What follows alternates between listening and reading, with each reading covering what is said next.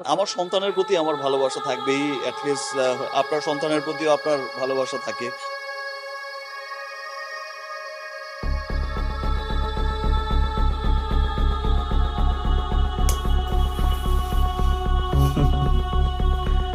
তোমার বাবাকে থালাইবা। আমরা কোন গ্রুপের মালিক?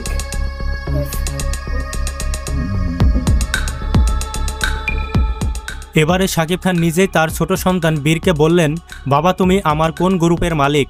এর জবাবে ছেলে বীরও বললেন, এসকে গ্রুপের মালিক। এই ভিডিওটি করা হয়েছে শাকিব খানের বেডরুমে।